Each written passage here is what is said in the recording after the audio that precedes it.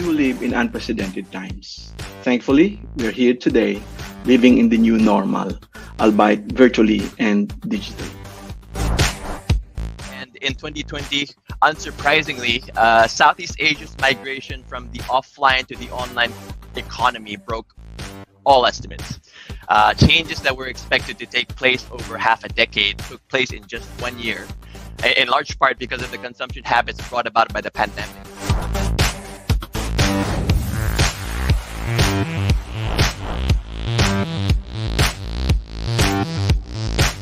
If we fail to effectively address and mitigate accelerated climate change now, it would cost us so much more.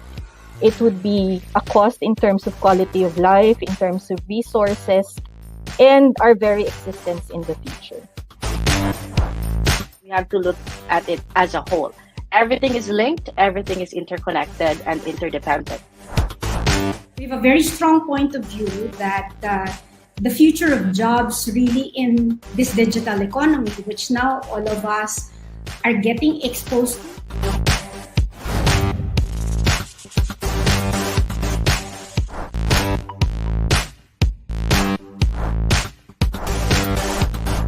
Technology and public health are not often mentioned in the same breath, and yet technology adoption and economic growth have become more correlated.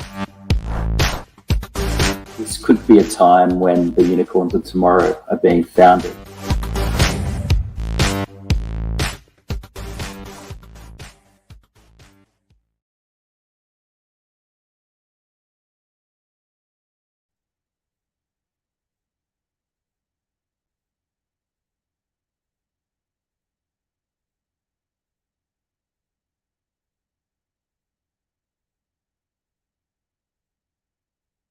Good morning, everyone, and welcome to another special edition of BusinessWorld Insights.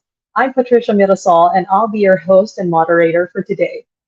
This year, the PhilSTAR Media Group responded to a growing call in the market and among businesses to embrace sustainability with the KaLIKHAsan initiative. This initiative is where print, digital, and on-ground platforms converge to raise the cost of meaningful, concrete sustainability in our industries and communities. In the business context, more and more companies are making significant moves in ensuring that their operations practices are sustainable. Underpinning these actions is the Environmental, Social, and Governance Standard, which is a tool that businesses utilize to ensure that their sustainability goals are translated into reality. Indeed, ESG is helping bridge the gap for companies and investors as they move towards a future that is greener and more sustainable for future generations. Now, the question becomes, as these businesses and organizations are given a greater responsibility towards addressing environmental issues, how does ESG further guide them into ensuring that they positively impact the environment? This and more will be answered today by our experts who will join us in the discussion later. This discussion is themed ESG, a bridge to a greener environment.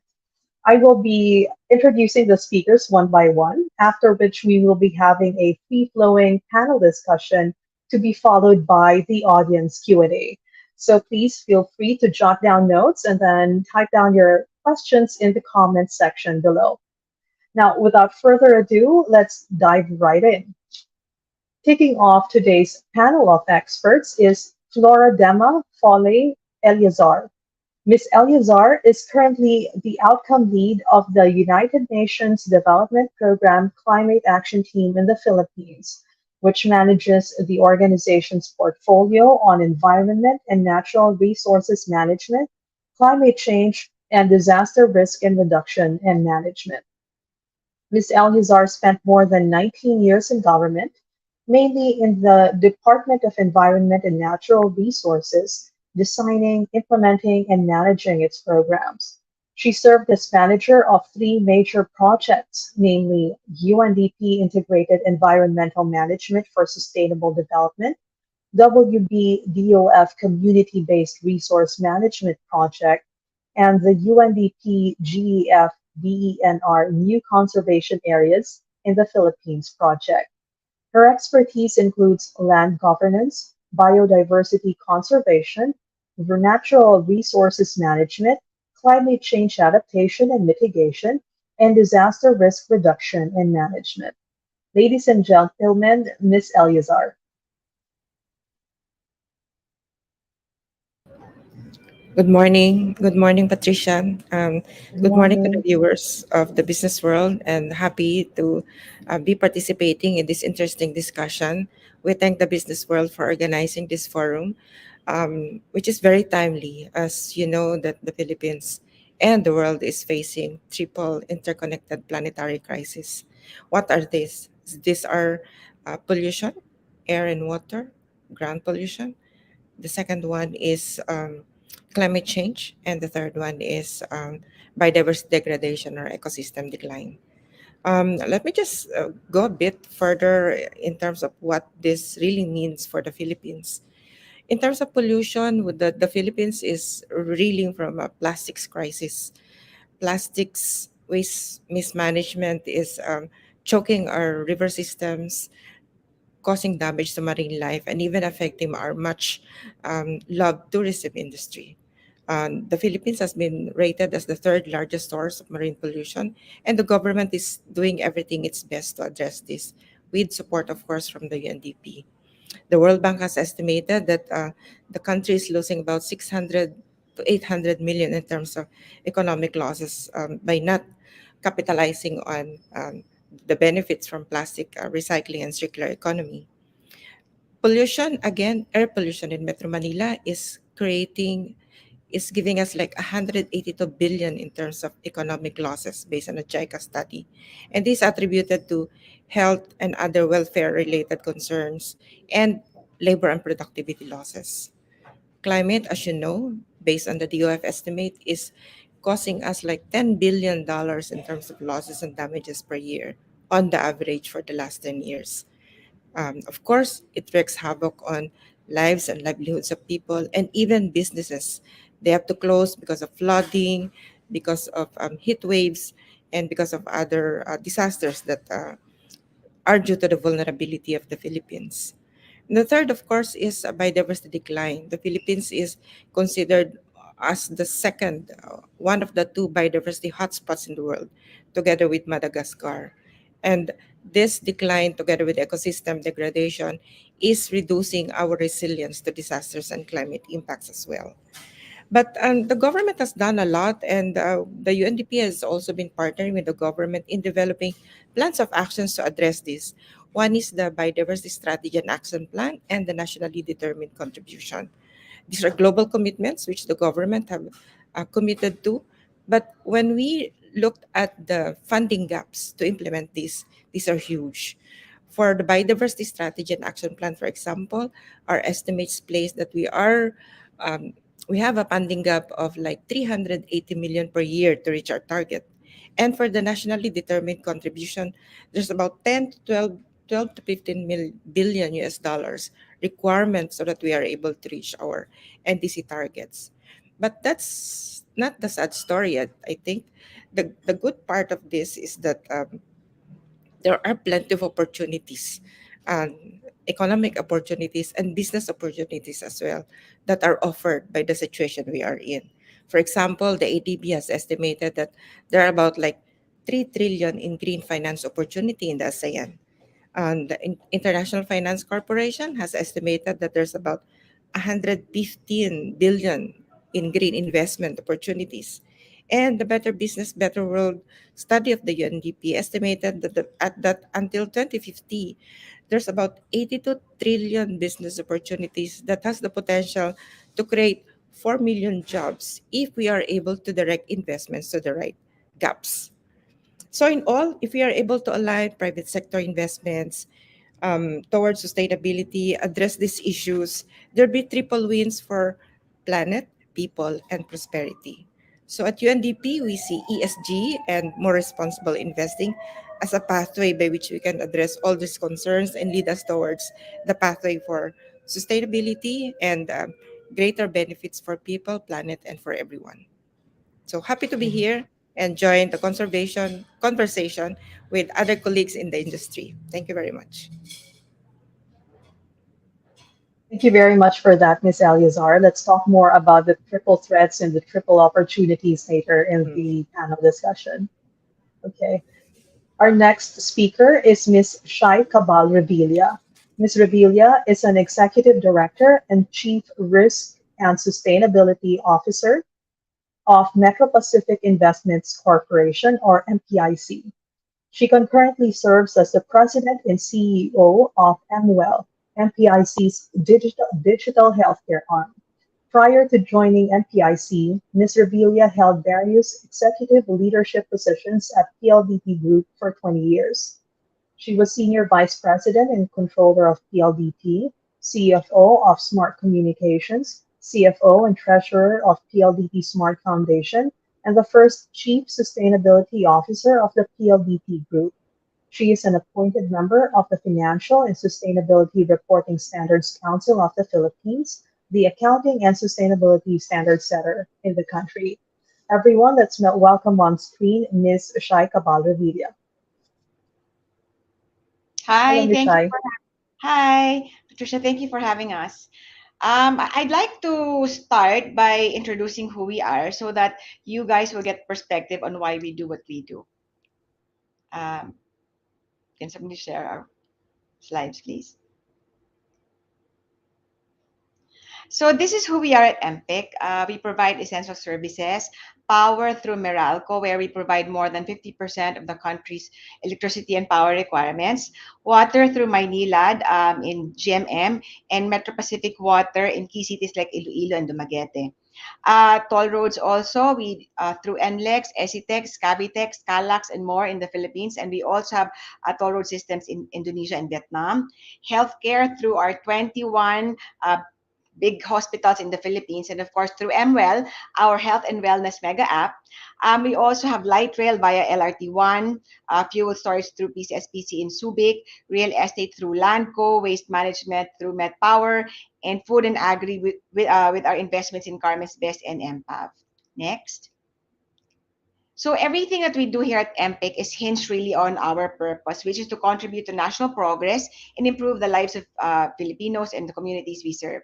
We do things to create value to our many stakeholders, where we have integrated sustainability into our ways of doing and reporting across all EESG aspects. So economic plus ESG.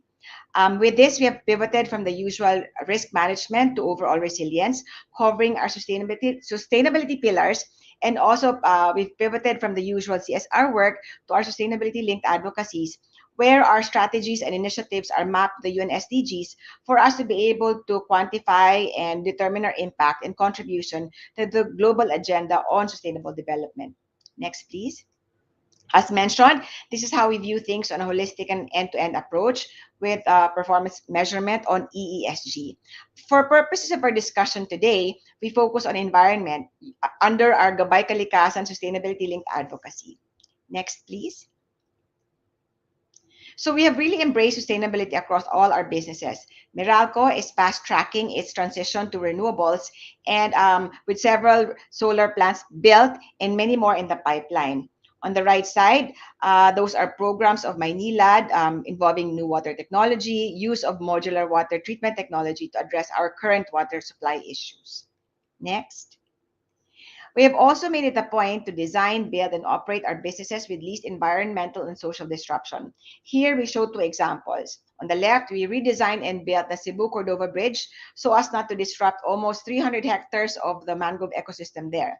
On the right, that's Landco. We recycle and upcycle used container vans and excess water pipes to be cottages and rooms in our beachfront property hotel. Next. As a group, we have also made various environmental investment programs. No? So we have shored up our flagship environmental program through the leadership of Melody and MPIF, where we have collectively protected over 5,300 hectares of mangroves. Through our foundation, we have also provided scholarships in partnership with UP Marine Science Institute. And then we're also greening expressways through the Toll Roads Group. And we have embraced collectively our Maynilad Plant for Life commitment to protect the watershed in Ipo. We have also pioneered with the DNR to push for urban biodiversity in major cities, starting with Quezon City. And maybe the other climate action related initiatives that we are a part of would include that of the ASEAN Center for Biodiversity, where we have recently just renewed our collaboration with them of being their official private sector partner in the Philippines. And then the other one would be TNFD, which is the Task Force for Nature-Related Disclosures, where MPIC is one of the first 100 forum members. Next. I think this is my last slide. This basically shows how we at MPIC have aligned ourselves with the Philippine National Development Goals, the Matatag 2040 Agenda, the WBA, the World Benchmarking Alliance on Systems Transformation, and the UN SDGs for us and for future generations to actually have a better and sustainable future. That's it for me. Thank you very much, Ms. Shai Revilla, for outlining all these initiatives of the NPIC. Let's talk more about that later. Okay. Now completing our panel today is Mr. Jolan Formalejo. Mr. Formalejo serves as the Vice President for the Inventory Generation Group of Aboitiz Infracapital Economic Estates, where he spearheads various groups such as project development, land acquisition, permits and titling, technical planning, and construction management. Mr. Formalejo has over 19 years of project development experience from both local and international developers. Among the projects wherein he managed the design, construction, and operations is the master plan for around 17,000 hectares of combined township areas, which include Lima Estate, West Cebu Estate, Mactan Economic Zone 2 Estate, and Hamilo Coast in the Philippines.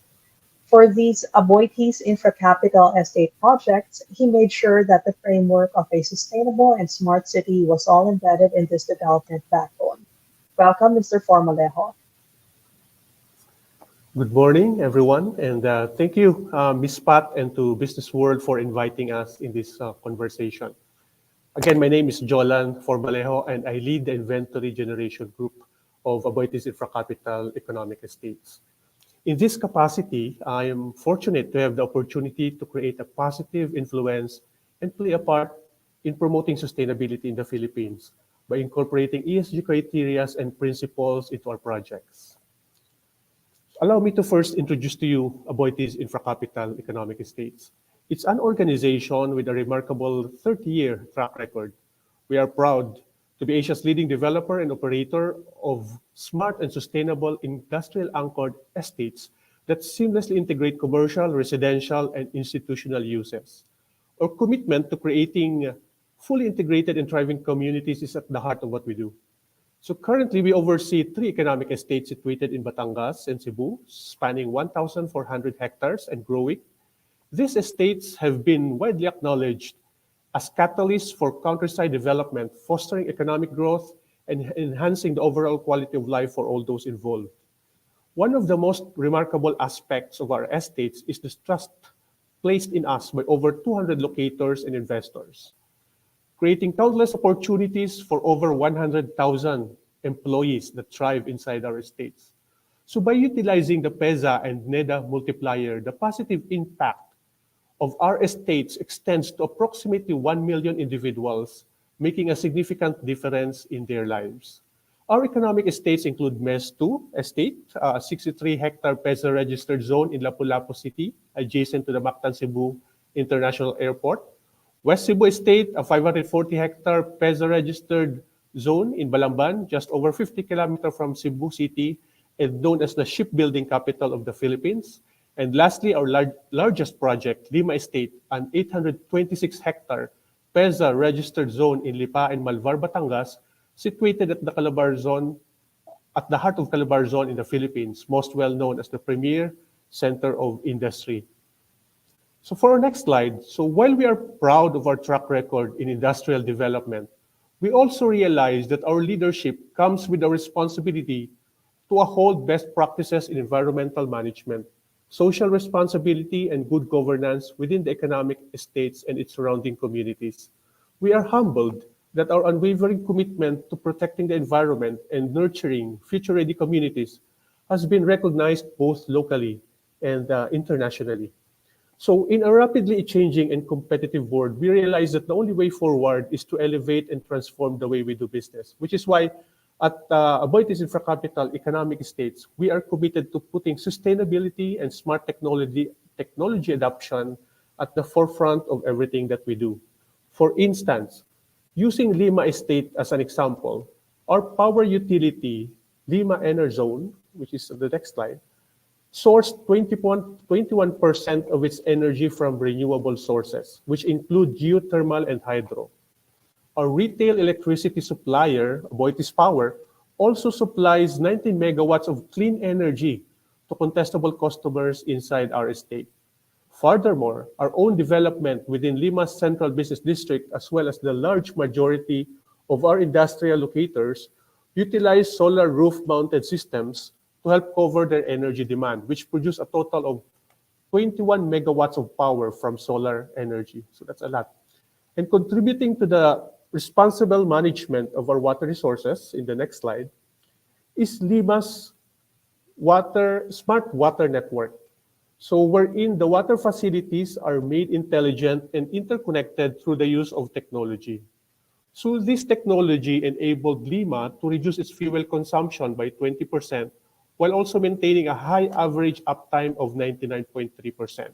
Most importantly, we make use of any water instruction that we take from the groundwater by maintaining only 5% of non-renewable water. Further, in the next slide, through our synergy with Aboitiz Construction, we ensure that we advance net zero carbon principles through implementing sustainable construction practices. This includes using precast systems for our perimeter fences, the use of vetiver grass for slope protection, as well as the use of sustainably sourced and recycled materials for the estate's infrastructure needs. So right from the planning, right from the construction, ESG and responsible design are all incorporated already. Next slide. For the next slide, one of the pressing environmental challenges we also wanted to tackle is reducing our carbon footprint and decarbonizing our operations. First, we led the way in using electric vehicles for daily estate movement. We switched from traditional fuel-powered vehicles to electric ones to promote cleaner transportation while setting a standard for others to follow. Second, recognizing the value of active transport, we've enhanced bike lanes and walkways in our estate to inspire cycling and walking among employees and residents. These eco-friendly commuting options foster health, reduces emissions, and promotes a greener environment. Lastly, we have taken steps to provide a sustainable housing option for our locator employees through the pods at Lima, minimizing the need for long commutes, reducing traffic congestion, and carbon emissions. To sum up my introduction, in the next slide, our economic estates are leading the way in sustainable and intelligent advancements in the Philippines and Asia. This is made possible by incorporating ESG principles and benchmarks. And it's not just a fleeting trend we're following. Instead, it's a responsibility and commitment that we hold in high esteem. I encourage all business leaders and individuals with the power to drive change to get involved. Let's come together and take part in this effort. Together, we have the potential to make significant changes. Thanks, everyone. Thank you for that, Mr. Formalejo. I was actually at West Cebu Estate and Mes 2 last May for a media tour, so I saw some of those smart water networks and housing options that you mentioned. Okay, now may I call all our panelists back on screen for the discussion? Hello, everyone. I hope you're having a good morning so far. Okay, so this is a free-flowing panel discussion. I'll be throwing a few questions to a specific individual, but if you have an insight that you would like to share, please feel free to chime in. Okay, now I'd like to start the discussion with a question about relationships, specifically the relationship between business and the environment. I'll throw this first question to Mr. Formalejo. how would you define your business's relationship with the environment? And how has the past few years heightened your awareness of this symbiosis? Yeah, in our economic estates, we're all about teaming up with the environment. It's a partnership that drives everything that we do, Patricia. So our focus on sustainable development has significantly raised our awareness through this link that we have. We understand that today's actions affect tomorrow's world. That's why we do our best to integrate ESG principles into our projects, making sure that we're building it for the long haul. As we dive into eco-friendly practices, we see how closely our business and the environment are knitted together. This inspires us to keep innovating, doing more good and less harm. It's a journey where doing right isn't just a responsibility, but a chance to create positive change. Right. Okay. And how are ESG, standards affecting or influencing Philippine businesses right now? Anyone? How about you, Mr. Formalejo? Would you like to follow up with that? Sure. Yeah. So ESG is really reshaping Philippine businesses, moving beyond trends to transform how we operate and expand. So it's not about profits anymore, but also about our impact on the environment, society, and governance. So in a country like us with pressing environmental concerns, ESG has ignited positive changes. By weaving ESG into our strategies, we collectively address reduced carbon footprints, resource conservation, and sustainable practices. So beyond its altruistic side, ESG really makes business sense. It safeguards against climate risks, enhances long-term resilience, it attracts conscientious investors and aligns with evolving stakeholder expectations. So in our economic states, we're not just embracing ESG, we're really exemplifying it. So our projects showcase how ESG drives smart, sustainable endeavors that contribute to our nation's broader environmental goals. For that, Mr. Formalejo. My next question is about environmental issues. How is ESG helping address these particular issues in our country? Ms. Shai, would you like to take a stab at that? You mentioned a lot of things. Yeah, you can specify. So I think Ms. Eleazar earlier mentioned three issues, environmental issues. No, if I recall, pollution, biodiversity loss, and climate change. So these three actually affect us all. Pollution because it affects the air that we breathe, the food that we eat. Diba? For if there's like some mga garbage in the oceans that the fish that we eat also eat, so it affects our health. And therefore, we actually need to address the issues. Number two, on biodiversity loss, some companies actually use nature, no, to fuel their operations, and most of our communities also rely on nature to be able to provide for themselves and their families. And number three, climate change, it affects us all. The Category 5 storms, chooses not just the small or big businesses, but everybody. So it is therefore our responsibility to do something about it. And therefore, at MPIC, we have actually done many environmental programs through our Gabay KaLIKHAsan sustainability-linked advocacies, as I mentioned earlier. So this is something that we put to heart and that we're actually doing because we know and we believe that addressing climate change can be two-pronged. Number one, reduce your carbon footprint. And number two, take care of nature and our biodiversity resources because these are natural carbon sinks. Okay, thank you very much for that, Ms. Shai. I think I lost my audio for a bit. Sorry about that. Okay. Right. Okay. So my next question is about business decisions. Is my audio clear? Sorry. You're a bit garbled, Patricia. Audio clear? Better. Clearer now. Okay, Better. okay, all right. My next question is about business decisions. How can business leaders craft strategies that are effective but at the same time, environmentally sound? Anyone?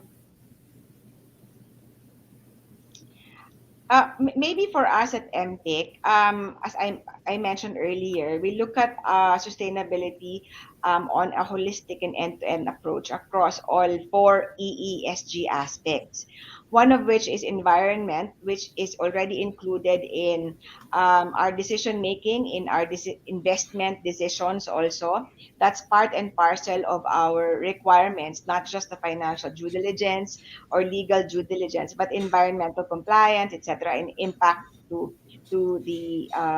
nature. So that's something that we've already embedded in our ways of doing, and we believe that is the correct thing to do.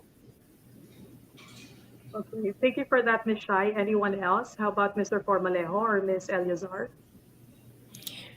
Yeah, if I may, so my take on ESG, and I really value very much the learning that I'm getting from the sustainability initiatives of Aboitiz and Metro Pacific. They're amazing initiatives. But when we talk about ESG, it's really looking at internal risks to the company. For example, social risk. If you don't comply with labor, legal laws, etc. So it's a risk to the company's survival. If you're not mindful of your impact on the environment and compliance with certain environmental laws, then you're in for some troubles in terms of its cost to your business, of course. But for us at UNDP, what matters most, of course, businesses have to really be very mindful about ESGs. Beyond looking at ESG in terms of its risks to your operations, its risk to your profit, making sure that you're able to propel the branding that you're promoting, it's really how you make an impact, positive impact on poverty, on jobs, on additional carbon GHG that has reduced as a result of your efforts. And this is more measured if you are able to get into the measurement of impacts. At UNDP, we have this impact measurement management tool that we have been developing with different private sector. We have replicated it and partnered with several private sector in many countries. And it really provides a good measure of how you positively or negatively impact on certain SDGs achievements, SDG indicators. It's good that you're able to assess the impacts of environment, social risks, and governance risk in terms of your operations, profitability, and being able to be on ahead of the others.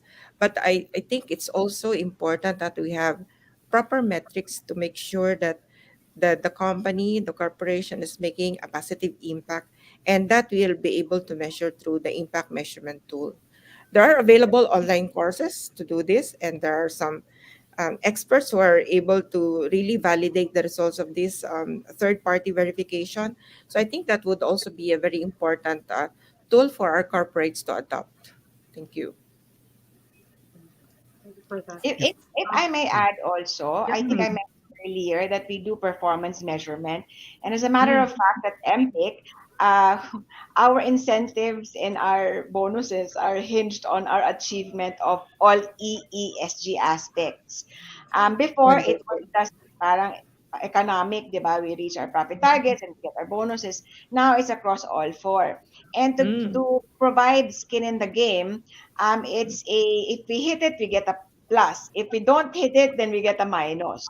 So it's a Wow. right minus wrong type of thing. So it has really fueled us to embrace the measurement and the performance across our EESG KPIs and aspects. And I think we're also one of the pioneer, not just in the Philippines, but also globally, to be able to embrace these EESG KPIs across all levels. Because normally they only do sustainability linked incentives in the executive level, di ba? But here, from the top down to the rank and file. All right. Yeah, I Thank you can very much for that. I, Yes, please. I can't agree more with Chino and Ms. Eliazar because really having these ESG standards embedded in our management processes, it really offers us a framework to assess project impacts. This approach actually instilled a responsible business culture across all the organization. In fact, ESG forms one of our major pillar with regards to our annual goals. So this really affects decision making because through these standards, we optimize resources, we minimize waste, we embrace eco-friendly technology, and this all benefits the environment and even our community relations. Thank you for that. I was going to ask how businesses can get their workforces to rally behind sustainability initiatives. But you answered that, Ms. Shai, when you said that, you put skin in the game by giving incentives when you actually hit the targets and deduct when you don't. Okay. So, okay. So now I want to ask about companies that are just about to transition to green. Let's say a company comes up to you and asks for advice on how to transition their operations to green. What are the first steps for that? Anyone? How about Mr. Formalejo? You can start. Yeah, so transitioning to a greener operations through effective ESG principles.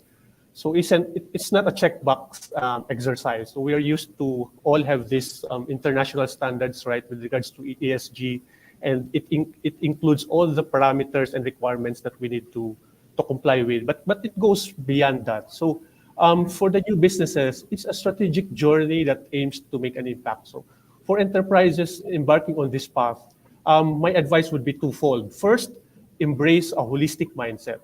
Sustainability is a fundamental shift, not an add-on. Try to assess current practices in your business, identify eco-friendly improvements, and create a roadmap. So that's one.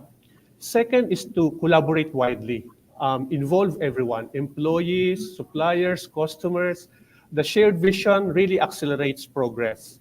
Leverage technology and data for smart decisions and innovative solutions that match all your goals. So it's all about integration. Again, incorporated ESG aspects throughout your business. So it's set clear metrics, track progress, and hold yourself accountable. So that's my advice. I like what you said that ESG is not an add-on, but is actually crucial to the culture and the impact of the business to the environment and to society. Are there any implementation challenges in ESG here in the Philippines? Like, is it costly to be, ESG compliant? Maybe for MPIC, we did not feel that it was costly because we actually embedded sustainability in our business, in our ways of doing. It wasn't like, again, an add-on. It was something very basic that we had to embrace. And maybe having both a personal and professional take in sustainability also helped the MPIC group because we started by making sense of why we have to do it. Why is it good for us as employees of the MPIC group? And why is it good for our business? And so, therefore, it was something that everybody embraced and did personally and professionally, and so it was easy for us to do it. And obviously, from the management and the board perspective, we have a very good support. And maybe from the Philippine perspective, what we kind of need is the government support also, because this has been started largely by the private sector, and obviously our local communities also know why they have to do it, and so we have actively partnered even before sustainability has been passed to be something that most companies need to comply to. um, but we really need the national government to embrace it. We want the DNR to have a bigger budget in respect of environmental programs. because they have been highly reliant on private sector in the past decade or so. So again, maybe good and more government support and incentives to do sustainability, etc. Thank you for that. Talking about public-private partnership, Mr. Formalejo, I'd like to ask, how can the public and private sectors work together to accelerate ESG at the institutional level? Yeah, I think the partnership between one sector cannot do it alone. So the partnership of these two really matters, no. And one item that we really need to work on together are perhaps policies from the government sector that can incentivize those that really practice ESG within their companies. So that's one. Second would be awareness. We need to bring this ESG into the institutional sector, encouraging awareness of the benefits that this gives in the long run. No? So right from the young minds of the students, they already have it as part of the goals that they have to achieve, may it be from their school projects, or then they bring it to the actual practice outside. No? And third are really promoting all these initiatives that we have. So this way we can encourage more as well to follow us. And for our economic estates, for instance, when we have started the e-vehicle shuttle that serves our economic estates, our locators started to explore this as well and thought that maybe they can use e-vehicles as well to serve their employees. So I think those are some of the examples on how we can both support each other. Both you and Ms. Shai mentioned incentives. What types of incentives would you like to see the government to offer? Maybe basic tax incentives, that could be one. Number two, support really in terms of awareness across the nation, because while big corporations like ourselves, Aboitiz and MPIC, no, we have been quite ahead of the curve, but there are many pa who actually need help and awareness and guidance and maybe some hand holding. The SMEs, for example, would need help, and even maybe awareness in the local communities, in the families, individuals, because if we really have to tie up everything in respect of our carbon footprint, we're only, I think, putting numbers into the big ones, eh. But obviously, we all have a carbon footprint. So at the end of the day, our target should even be not zero, but negative, di ba? Net negative. So that some of us will be able to cover for the ones that have not been accounted for. Yeah, that's a good point. Anything else? How about Ms. Eleazar? Yeah. Thank you, Patricia. Yeah. Thank you. So my take on this is that we have quite a number of leading companies who are, as you said, ahead of the curve. And it might be good to really make sure that these great experiences are shared more widely. What benefits do you get? How does it affect profitability? How does it affect bottom line? How does it affect branding? How does it affect relationship with customers and clients? And how does it respond to the changing dynamics of a rapidly a more discerning customer base. Like for example, the Gen Z and the millennials now are more choosy when it comes to their consumption and production and their consumption patterns. So I think we can build on this and help these companies share these experiences more widely.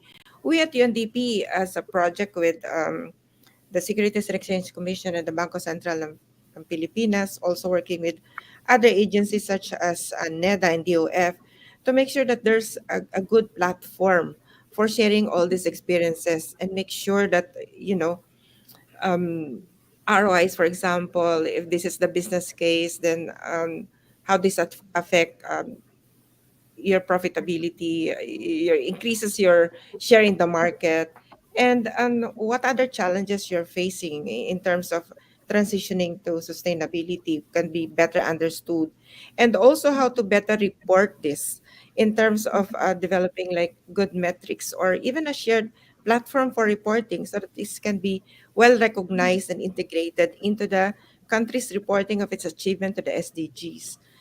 We wanted very much, and the government also has expressed its interest to ensure that they're able to capture the private sector contribution to the achievement of SDGs. And without this sharing of data and information, without this platform, for example, for exchange, it's not possible to really do this in a more systematic scale.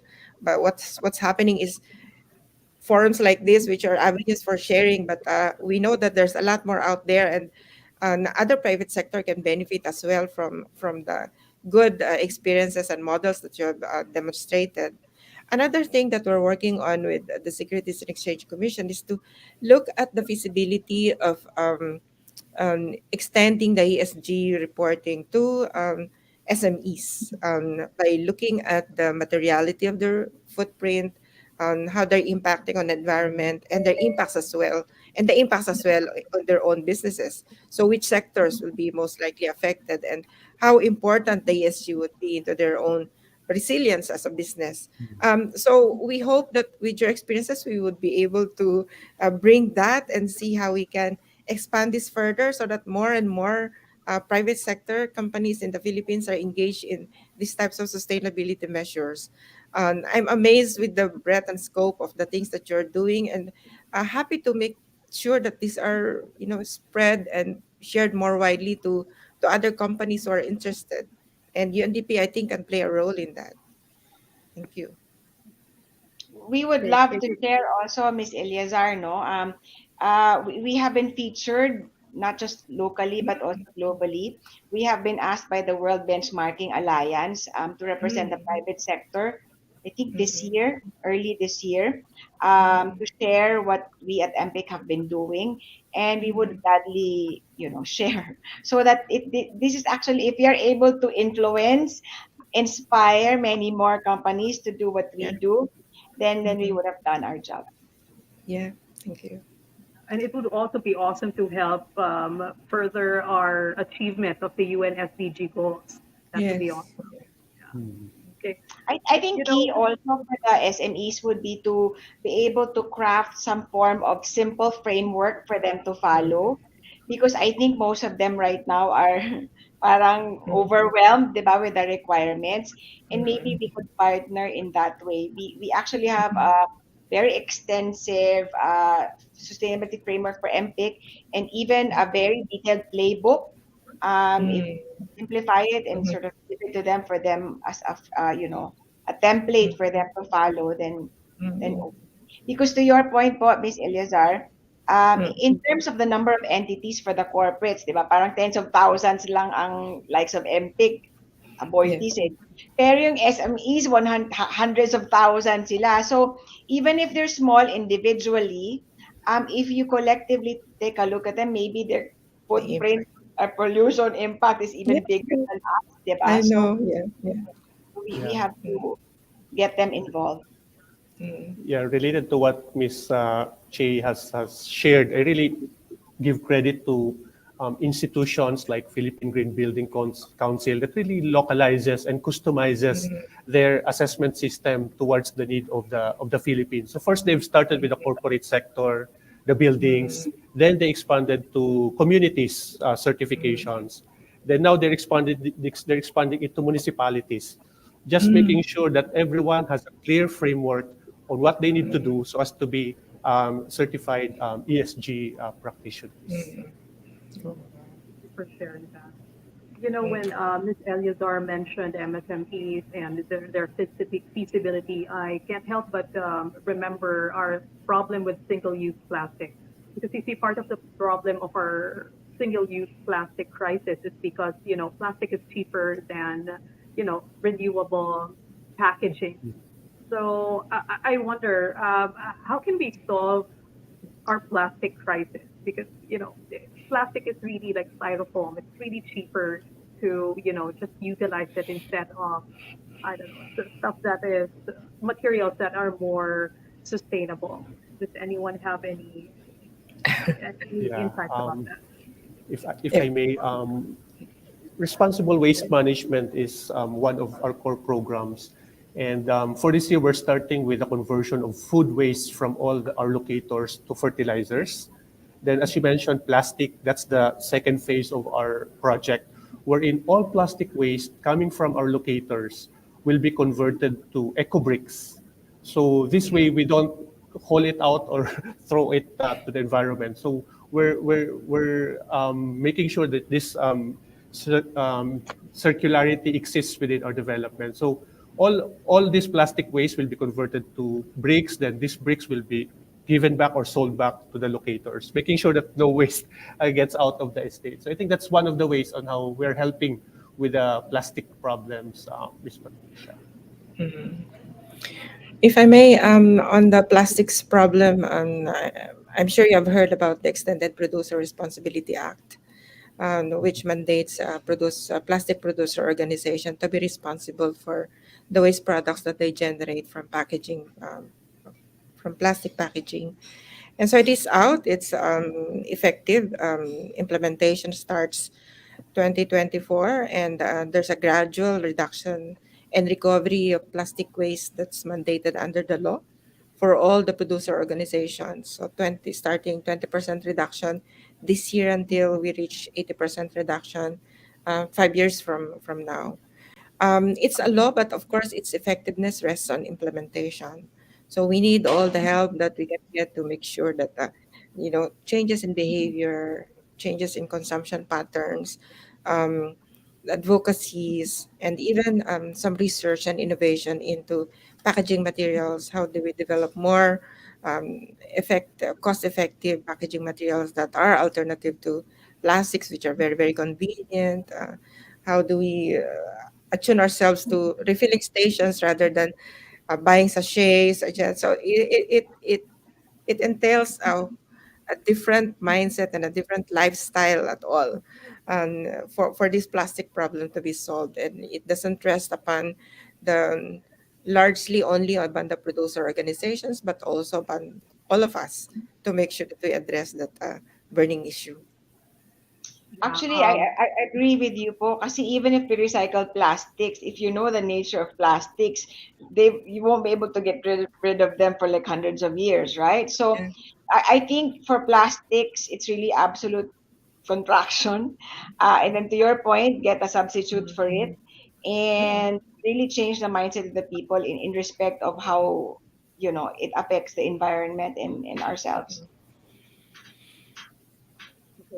As a consumer, I would love to get to a point where I can go to a grocery with my reusable container and just buy shampoo, for instance, from a dispenser, instead of having to buy single sachets, I just, dispense like that.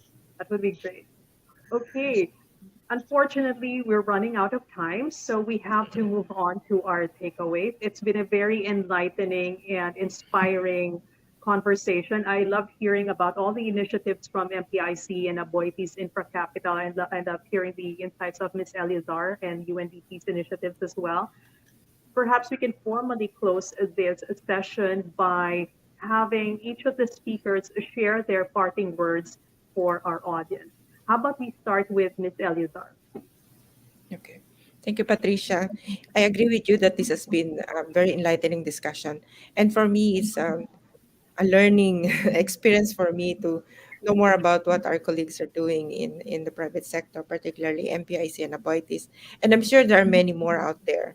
The thing is, we're not able to document it, we're not able to harness it, and even report it as part of our collective contribution to achievement of our sustainable development goals. So my take here is that if we are able to um, collectively, systematically report on this, make sure that these experiences are shared more widely, um, ensure that ESG constraints or bottlenecks to implementation are addressed, then we'd be into a more sustainable world and slowly address the triple planetary crisis that are besetting us at the moment. Thank you very much. Thank you for that, Ms. Eleazar. How about Mr. Formalejo? Yeah, so as we wrap up our discussion on ESG, I am reminded on the pivotal role that each of us as businesses and stakeholders plays in shaping the trajectory of our environment and the society. So at Aboitiz Infracapital Economic Estates, we stand committed to weaving sustainability into the very fabric of our projects, guided by the ESG principles that drive our efforts towards positive impact and responsible growth. The journey towards a sustainable future is a collective effort. So it calls for collaboration, innovation, and a shared vision that extends beyond individual gains. The insights shared today reaffirm that the realm of sustainable investments is thriving. And this isn't a mere trend, it's a transformative movement that's reshaping the way we do business and the way we coexist in our planet. So in our pursuit of this sustainable future, let's embrace innovation, accountability, and shared responsibility to leave a legacy that resonates positively in the years to come. So together we can bridge the gap between our aspirations and the reality that we wish to create. So a future where ESG is not just a concept, but a way of life that benefits us all. So have a great day, everyone. Thank you. Thank you for that, Mr. Formalejo. And Ms. Vivilia? Maybe for us at MPIC, we take our being stewards of God's blessings, no, really to heart. We are given the businesses that we are into right now to be able to create a positive impact for the Philippines and hopefully to the world. And the natural resources that we have, and even the people that we work with, all our communities, our employees, our customers are blessings, right? So we are stewards of each other. And again, at MPIC, we take that to heart, and that's why we do what we do, because we are blessed to bless others. Thank you very much. So ensure ESG bottlenecks are minimized, have a vision beyond individual gains, and remember that we are all stewards of each other. That is such a fitting way to cap this session. Thank you very much to Mr. Formalejo, Ms. Revilla, and Ms. Eliazar for their wonderful insights. It's been a pleasure to have you on today's discussion. We are also grateful as well to Aboitiz Infracapital Economic Estates and Metro Pacific Investments Corporation for making this discussion possible. Thank you also to our supporting organizations, the Management Association of the Philippines, the Makati Business Club, and the Philippine Franchise Association, as well as our media partner, the PhilSTAR. Thank you. And of course, to everyone who watched this session, thank you very much for your attention, your time, and your engagement. Be sure to subscribe to our social media channels and be updated on our next projects.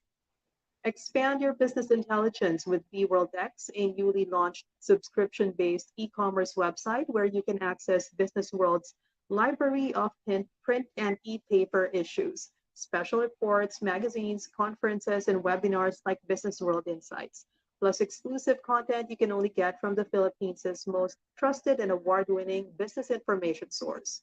Visit and sign up now at www.bworld-x.com. Once again, this is Patricia Mirasol, and this has been BusinessWorld Insights. Stay well, stay healthy, and be safe. Good afternoon.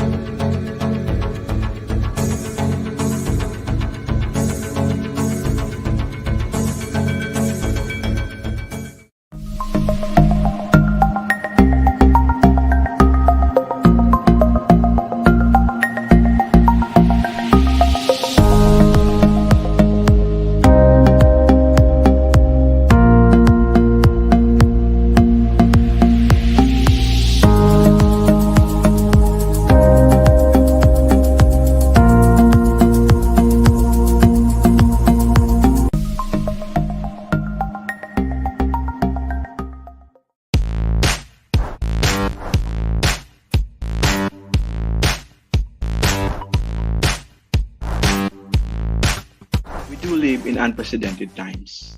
Thankfully, we're here today, living in the new normal, albeit virtually and digitally. And in 2020, unsurprisingly, Southeast Asia's migration from the offline to the online economy broke all estimates. Changes that were expected to take place over half a decade took place in just 1 year, in large part because of the consumption habits brought about by the pandemic.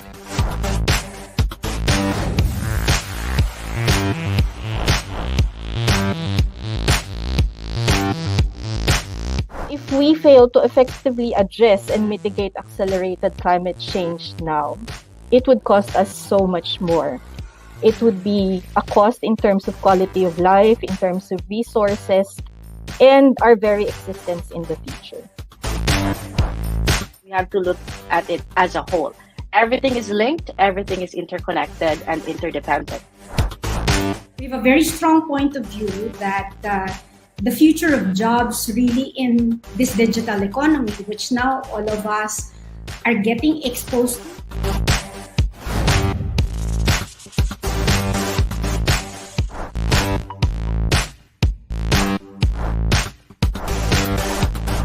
Technology and public health are not often mentioned in the same breath, and yet technology adoption and economic growth have become more correlated.